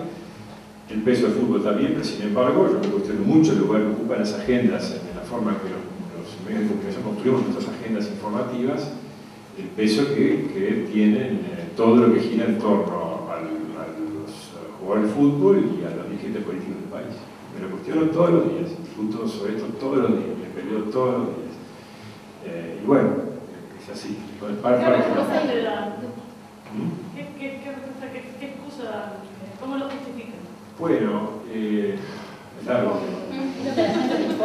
Es largo el tema. Pero a ver, sí, hay una lógica, sobre todo en televisión, pero que vale para todo, no solo para justificar esto del fútbol y de la política o el espacio que ocupa, que es lo que la gente quiere ver. Y es una cosa contra la cual yo me revelo también de toda la vida. Es muy discutible eso es lo que la gente quiere ver, ¿no? Si en realidad no le diste muchas opciones durante años y lo que tenían para ver era eso, es un poquito discutible, es decir, es lo que la gente quiere ver, ¿no? Digo, después hay, más allá de que el fútbol ocupa mucho lugar dentro de los informativos de televisión y de los espacios periodísticos en general, hay todo un lado del fútbol, nosotros decíamos, bueno, el lado B del fútbol, ¿no? El lado no lindo del fútbol, que sin embargo no tiene dentro de la cobertura periodística y de investigación un lugar dentro de los informativos. Como puede ser todo el mundillo de los pases, toda la problemática que hay detrás de eso, ¿no? Porque no se investiga y no se comunica toda esa otra parte del fútbol. Y también, perdón, volviendo a lo que decía el presidente del fútbol, también en eso es un debe de la producción académica, porque en realidad hay muchos temas que no solo el mundillo de los pases, sino hay temas que no se debaten. Nosotros acá en este debate también lo pensamos, ¿por qué no? La homosexualidad en el fútbol es un tema que no se habla, hay temas, las drogas, las adicciones en el fútbol, muchísimos temas que no se hablan. Entonces, también es yo creo que tiene que ver con lo que decía al comienzo, es decir, el periodismo llegó muy tarde al periodismo deportivo, parece un absurdo lo que estoy diciendo, pero sigue siendo dominado por gente que no tiene formación en periodismo. Entonces lo que hacen no es periodismo deportivo. ¿Ah? Lo que hacen es una especie de relato, ¿no? Y hay excepciones, por supuesto. Hay colegas, los más jóvenes, o no tanto, gente que ya están en torno a los 40 de una generación, y muchos que vinieron después, que se animaron a empezar a hacer periodismo en el deporte. Y también chocaron, ¿no? Contra ciertos hábitos, rutinas, muchas veces censuras. Pero efectivamente estamos muy atrasados en el ámbito del periodismo deportivo en Uruguay en comparación con lo que se hace en otros países. Hay efectivamente temas que no se abordan, a veces la censura juega, es un país muy chiquito, en ese sentido las fuentes laborales son pocas, hay algo que sucede mucho en el ámbito del fútbol, que es, pasa mucho, sucede mucho en relación al periodismo deportivo, es el cuidado de la fuente. Hay muchísimas cosas, muchísimas noticias de información sobre el ámbito deportivo que los periodistas dedicados al deporte no dan, porque eso compromete su fuente. Y como esto es muy chiquitito, básicamente son 7 u 8 de las personas con las que permanentemente hablan, si yo digo lo que me dijo, o lo que sé, aún cuando no lo nombre directamente y diga, bueno, fuentes de la Asociación Uruguaya de Fútbol, por ejemplo, ¿no? Ese periodista sabe que va a tener un libro inmediatamente, que posiblemente su fuente no le dé nunca más información. Ese es un drama en el cual viven permanentemente, lo reconocen los principales referentes, esto lo ha hecho Ricardo Piñerúa, lo hace casi todo. Cuando los apretás en eso, bueno, ¿por qué no haces esto? Le doy un ejemplo concreto. Durante no sé cuánto tiempo tuvimos la novela, para los hinchas de Peñarol, como soy yo, interesada particularmente de por qué Pacheco no jugaba más en Peñarol, por qué Diego Aguirre no lo quería. No había forma de llegar periodísticamente. Yo decía, ¿por qué periodísticamente nadie va al meollo de otra cuestión? Porque nadie puede averiguar eso. Todo el mundo daba vueltas al tema. ¿No? Me acuerdo también de enojarme como espectador, como escucha, por las cosas que escuchaba en radio, donde entrevistaban a Pacheco y decía cosas elípticas, donde intentaban entrevistar a Aguirre y decía cosas elípticas, bueno, y nadie se cargaba demasiado de, bueno, yo no es que llegué al fondo de la cuestión, pero simplemente por bronca con el tema, en ámbitos informales empecé a preguntarle a un montón de gente vinculada, a la que tenía posibilidad de repente de encontrarme, dirigentes, jugadores, hasta que llegué, no sé si es la verdad, ¿no?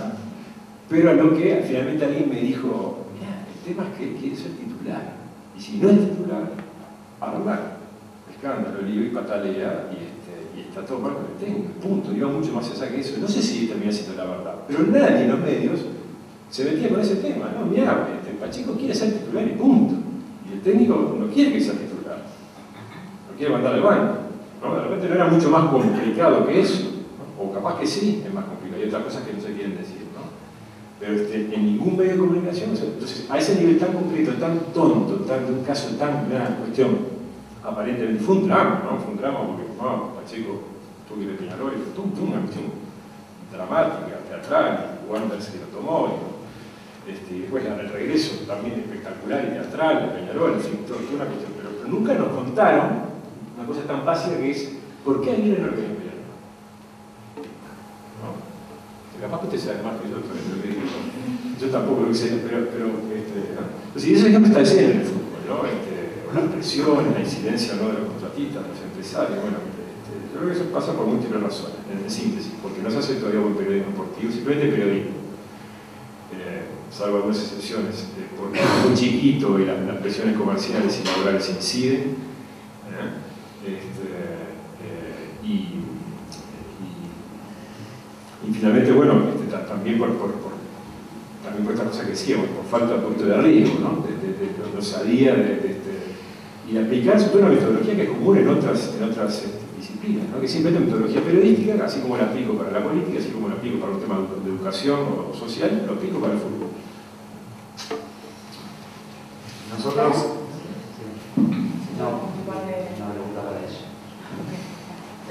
Es una acotación, en realidad viene mucho por el lado de lo que están diciendo. Nada, con todas estas preguntas que se plantean, me parece súper interesante el tema del fútbol femenino y los deportes que supuestamente son femeninos y supuestamente son masculinos.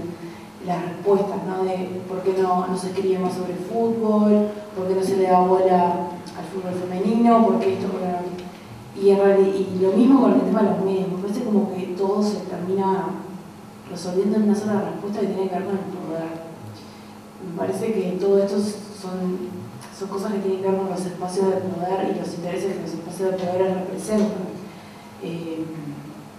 Y ahí sí voy a hablar de lo que tiene que ver con lo cultural y lo social. O sea, por un lado veo los espacios de poder como, obviamente, altamente interesantes, pero por otro lado veo lo que culturalmente nosotros como sociedad somos. Nosotros somos una sociedad machista, aunque no queramos admitirlo, y somos una sociedad heteronormativa. Nunca, solamente porque un día se nos ocurre, vamos a hablar de la homosexualidad en el fútbol o de las mujeres en el fútbol, solamente porque un día se nos ocurrió. No se nos va a ocurrir. Y no quiere decir que seamos mejores personas, peores personas, mejor sociedad, peor sociedad. Somos lo que somos. Entonces, ese tipo de cosas son las que necesariamente necesitan ser impulsadas desde otros lugares. Que no tengan que ver con un desarrollo orgánico, natural, social, desde la construcción ciudadana. Porque somos profundamente machistas, somos profundamente heteronormativos y simplemente solo no va a pasar. Entonces es bueno que todas estas cosas que todo el tiempo se impulsan y sucedan, sigan sucediendo y que haya personas que todo el tiempo estén insistiendo en eso. Ahí pasa el tema de los medios de comunicación. Los medios de comunicación responden a lo que somos. Si somos machistas, heteronormativos, los medios de comunicación lo van a hacer. Y respaldo totalmente lo que acá el compañero dijo. Y me gustaría también destacar en realidad que todo eso está bien, me parece que sí podemos seguir sosteniendo en cierta medida el asunto de los medios como el poder, el otro poder, el poder no reconocido, pero hoy en día existen las redes sociales, existe internet, existe un montón de cosas. La teoría de la comunicación empezó a cambiar. Los modos de comunicación, los modos de informar empezaron a cambiar. Hoy en día todos somos responsables de informar, todos estamos informando al otro con la opinión que nosotros damos. Y tenemos que empezar a hacernos responsables de eso y hacerlo con la pura conciencia de que cada vez que estamos opinando, estamos informando. Y que nosotros también tenemos ese poder.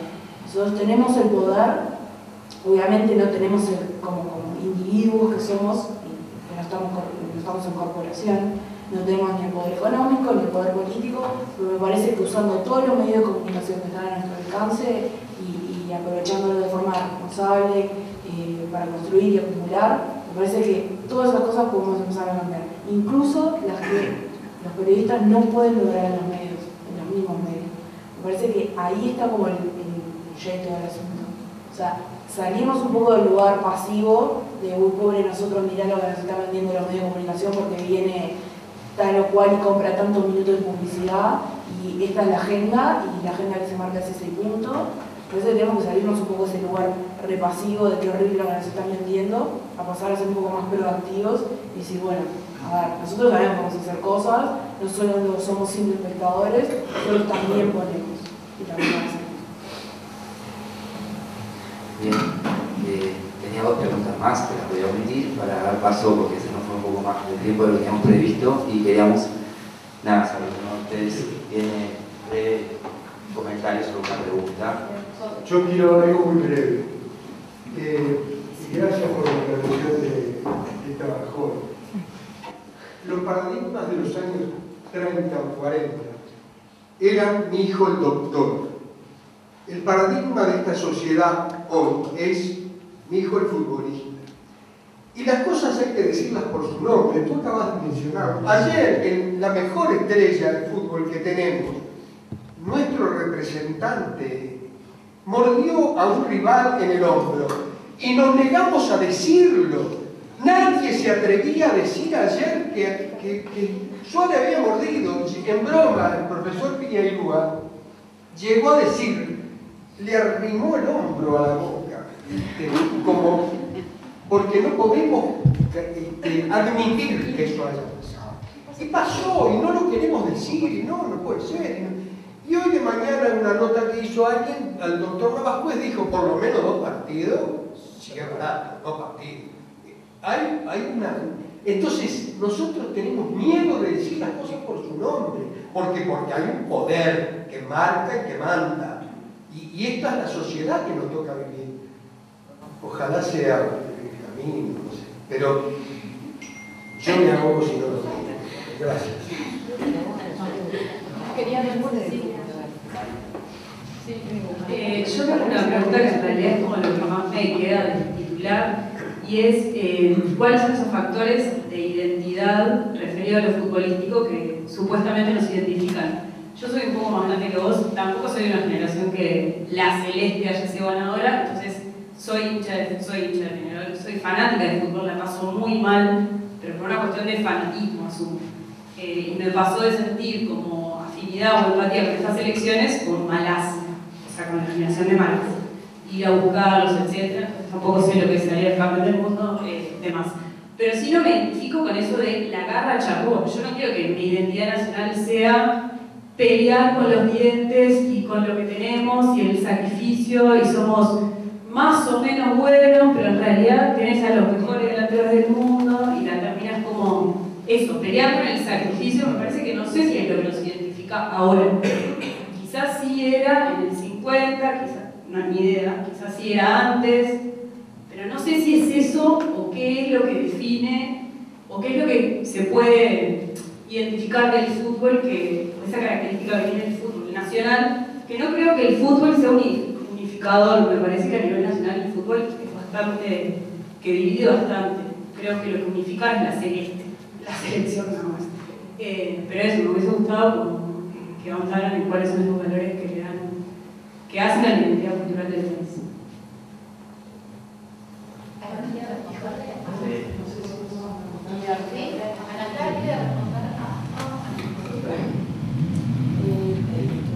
Si me permitiste, le voy a responder desde mi experiencia más personal, capaz, porque me siento muy identificada con el tema.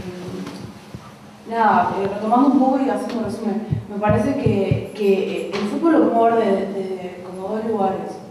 De un lugar más teórico, analítico, investigación, de todo esto que estuvimos hablando, pero también, y me parece que es tan válido como eso, hablar de toda la dimensión afectiva que tiene el fútbol social.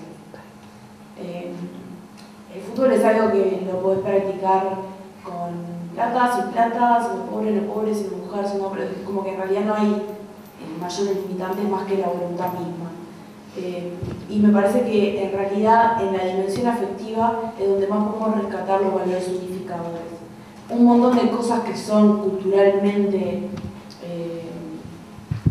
fuertes en nosotros o que calan fuerte en nosotros, desde lo afectivo, desde la dimensión afectiva de esto, giran alrededor de un partido de fútbol. Me parece que desde ese lugar puede ser unificador. Entiendo lo que vos querés decir cuando decís que puede dividir, que en realidad lo que une es la celeste, pero me parece que, como yo decía, o sea, yo en mi vida nunca, o sea, una vez llegué a preguntarle a quien era mi pareja por qué el banderín era del color que era, me das una idea. Sin embargo, siempre querías que llegara el partido de fútbol. Y eso te lo digo yo, que iba por el lado de Rampla, pero me parece que le pasa a cualquiera de esa mediadora nacional.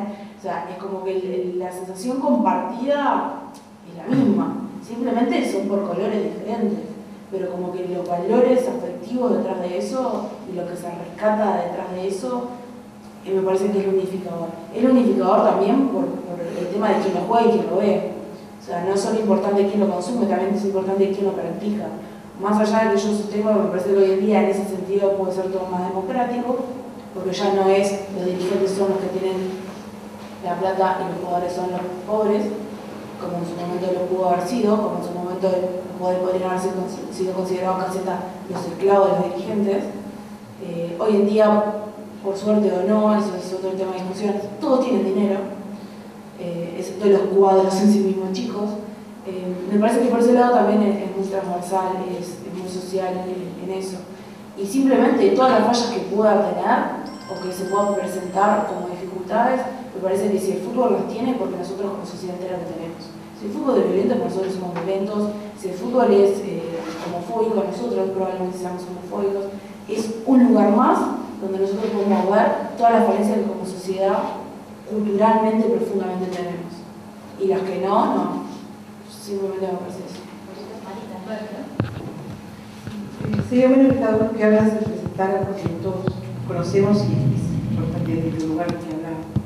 Yo soy Marita Fornaro, soy antropóloga y tengo un tiempo trabajando sobre música y fútbol en Caracas. Por eso me interesó también mi trabajo. Entonces tengo algunos comentarios y alguna observación. Por un lado, creo que... por un lado, creo que cuando hablamos todos, lo que escuché ahora, estamos confundiendo algunas cosas que generalizamos.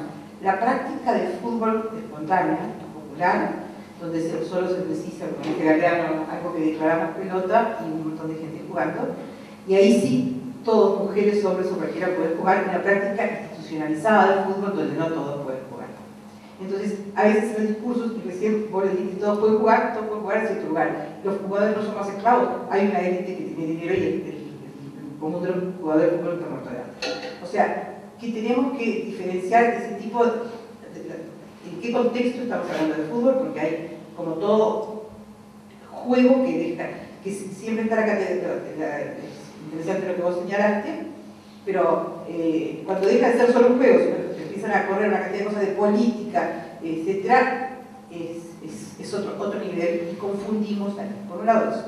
Por otro, en algún momento, creo que lo que dijo Cayetano, lo tendré que volver a escuchar, y dijimos acá, me parece que es una asociación fácil la de decir bonanza económica, democracia y fútbol, o el deporte que sea, béisbol, si es Estados Unidos, porque la historia prueba que no es así.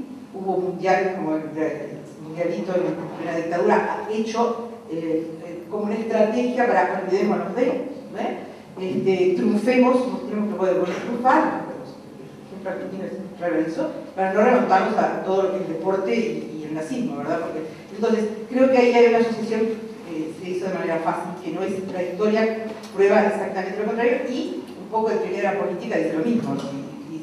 Si ganamos vamos a estar contentos. Y tampoco es fácil lo de la crisis económica y el país de las vacas gordas o algo por el estilo. España, en el momento que se declaraba la crisis, donde todo el mundo tenía un susto terrible, ganó un campeonato y ahora que la crisis está un poco atemperada o no, eso es una cuestión de discutir, sale eliminado. O sea que tampoco caímos en que la cultura es un todo y no todo tiene un carácter determinista, hay una cantidad de cosas que juegan. Además del talento de una cantidad de personas y de cómo se lleva en ese momento donde se juegan las cosas. Y lo último que quería decir, para no tomar demasiado tiempo, porque ya estamos en horario avanzado, es que me gustaría escuchar algo, sobre todo los de gestión, porque esto está hecho un ciclo dentro de gestión, y me voy con un debe que no hablamos de gestión, en mi personal opinión, perdón. Algunos de ustedes tienen la capacidad de estar en roles de gestión del fútbol. Tú tenés un rol de gestión del fútbol, vos también. Tengo un rol, no sé si la capacidad. Pero no, la capacidad de mover cosas, ¿no? Como recién decía. Está claro. Entonces, me interesaría un poco, por ejemplo, acá se tocó cosas de fútbol y género, y yo lamento informar desde el punto de vista de que nosotros no somos una sociedad machista, como dicen, todas las sociedades son machistas, porque la humanidad va desde un machismo hacia, muy lentamente, hacia unas cosas que tienen sus explicaciones desde la biología, desde la teoría social, etcétera, pero no solo los uruguayos somos machistas. Yo todavía no tengo ninguna sociedad registrada que sea una sociedad no machista en más claros sentidos, ¿no? Es una cosa compartida por todo. Entonces, hay cosas esperamos tanto que queremos hablar. Me gustaría, sobre todo los que tienen algo que trabajan en la gestión del fútbol, puesto que la mayoría de las personas que están aquí están estudiando para ser gestores culturales o trabajamos en gestión en distintos campos. No necesariamente. Era venir para la charla y quiere decir que no, pero estoy viendo que muchas personas que están acá. El tema era en torno a la gestión cultural, algunos temas específicos, no era que en todos los encuentros vamos a hablar de gestión cultural. Quiero aclararlo porque no por lo que decís que no se habló de gestión, no era el tema que nos convocaba. Pero bien. No, pero que tengo el tema de que hay personas aquí que en el día a día gestionan. Sí, por eso estoy aclarando porque no la mayoría son alumnos de la diplomatura. Estoy viendo que en realidad somos casi la minoría los alumnos de la diplomatura. Pero bien. No vamos a este punto, eso tiene que ver con lo que dijo María. No seamos en relación con lo que dice, ustedes de alguna manera tienen ese rol de gestionar, de hacer posible algunas de las cosas que mencionaban acá, de pensar en ese medio con otros usos, desde como educadora de educación media, de adolescentes que han estado desvinculados muchos años de la educación y vuelven, que lo único realmente que les interesa es el fútbol, donde se vive por un lado esa gran unidad, por otro lado el conflicto total. Me interesaría conocer un poco el vínculo con esa población que no son como nosotros, no piensan como nosotros, no tienen esa sofisticación dialéctica sobre el fútbol, la realidad y la representación, pero de alguna manera son también uruguayos, convivimos con ellos, tenemos que hacer lo posible para tener una mejor vida. Desde los espacios donde ustedes trabajan, ¿cómo ven esa relación con esta generación de adolescentes en particular, que están, el único contacto que tienen, digamos, con la sociedad, con la integración, en esta idea de son todos uruguayos, es a través del fútbol? Y eso era ahí. Bueno, las preguntas, como toda intervención, son muy extensas, pero vamos a tratar de ubicarnos. Acá hay un concepto de políticas públicas en el cual yo trabajé durante 30 años y gestioné diversos lugares de trabajo. En ese marco educativo, no me aparto nunca de ese desarrollo que se busca, que los alumnos, yo también soy alumna de ellos, porque yo soy parte de ese crecimiento de lo que los educandos vienen a buscar en un profesor y que un profesor también trata de ubicarse en una sociedad y aprender de sus educandos. Entonces, la gestión que puedo llevar adelante hoy con el fútbol desde hace ya 4 años, lo hago también en un marco de concepción de función pública, de función privada desde la AUF, pero que en un formato honorario como lo estamos desarrollando desde hace 4 años, nos permite ubicarnos con los clubes y luego con esas delegadas que también hacen gestión permanentemente desde sus barrios, desde sus familias, para que esa joven y esa niña que aprendió a jugar a través de un programa que lo desarrolla el Ministerio de Turismo y Deporte a través de la Organización Nacional de Fútbol Infantil, y que hoy por hoy hay 1.800 niñas en todo el país, de las 692 clubes que hay en todo el país de Baby Fútbol, creado en el año 68, y que nuevamente se reinventa y es ahora la Organización Nacional de Fútbol Infantil. Todo eso nos lleva a un marco de concepción de crecimiento y desarrollo, no por obras de arte, sino por políticas públicas anexadas y convocadas desde un organismo determinado para que se consulte a los barrios, se consulte a la gente a ver qué quiere. Hoy tenemos el presupuesto participativo y es la gran herramienta de una sociedad que está en el tercer nivel de descentralización. Y hoy nos preocupa quizás de que si a Suárez y no, pero ojo, estamos formando esa identidad cultural del niño que miró la pantalla, pero que sabe que esas cosas no están bien. Y que sabe que en secundaria, cuando le pegan una pateada a una compañera o le pegan, está mal. Entonces, ese continuo desarrollo está en nosotros, en transmitir los valores permanentemente de los que fuimos creados. La gestión es algo muy interesante, muy maravillosa, y en esa etapa es otro capítulo, pero la gestión realizada con la gente es la mejor, porque ahí tenemos las responsabilidades y la culturización y la construcción de ciudadanía permanentemente, porque ¿quién más que una comunidad, cuando logra establecer un campo de fútbol, no lo defiende? Esa comunidad crea un campo de fútbol en el medio de la villa o del barrio, ¿tá? O del Cantegril, y lo defiende y no ocupa esa tierra, porque sabe que sus hijos y sus hijas tienen un lugar para jugar. Y lo mismo pasa en Brasil, y lo mismo en Bolivia, y hay que recorrer, y ese espacio no es tomado por la gente para ocupar y hacerse una vivienda, sino que es un campo público de todos. Ese marco de gestión lo da el vecino y la vecina por una necesidad propia. Y yo creo que los instrumentos para gestionar sí se pueden aprender, pero es la cancha de la vida la que también va junto con el otro y la otra que está al lado en crear esas identidades. No quiero escapar a un tema, porque vamos a escapar de los temas, como se ha dicho acá, y la homosexualidad en el deporte, porque la quiero tomar en el deporte todo, porque no quiero que solamente le digan a las niñas que juegan al fútbol que es una marimacho. No es así. Es en todos los deportes que si se arriesga a jugar o a boxear, no puede ser, y no es así. Y la concepción de la homosexualidad, permítanme decirlo, en el siglo XXI es absolutamente libre. Y si la niña y la joven toman una decisión personal, que la tome. En el campo de fútbol es el campo de fútbol, pero la decisión personal de lo que quiere hacer con su vida es otra cosa.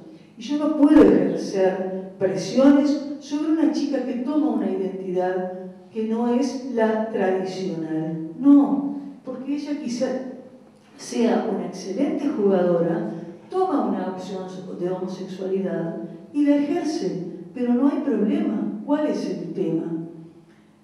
Cosa diferente es si logro que esa complejidad se transmita y se tome como un patrón único. Eso ya es diferente, pero para eso están los antropólogos, para eso están los sociólogos y no la docencia de educación física o un dirigente de fútbol. Entonces, esa sociedad multidisciplinaria a la que todos nos debemos acostumbrar mucho más, evidentemente que también tenemos lugar para todas las opiniones, pero hay conceptos en los cuales tenemos que ser más claros, como decía la compañera. Pero ojo, tampoco es que somos negados, que no queremos hablar de los temas. Son temas que se hablan en determinado momento, en determinada lógica, pero a veces nos falta mucho más conversar sobre otros temas también, como la gestión. Yo creo que la gestión pública, la gestión privada, tiene que merecer otro índole. Si no, tenemos 20 clubes, 500 clubes, no podemos tener tantos clubes. Pero ¿cómo es la gestión? Entonces ese es otro capítulo muy importante, que es la administración, la gestión, el conocer realmente de adentro cómo se debe gestionar un fútbol moderno, como hoy implica los deportes modernos, porque no nos coderemos con la concepción de hace 150 años atrás, ni tampoco la de 110 años cuando se fundó la Asociación Uruguaya de Fútbol, ¿sí? Sino que ubiquémonos en ir avanzando también a nivel dirigencial. Asuntos públicos, para conocer mejor, para saber más.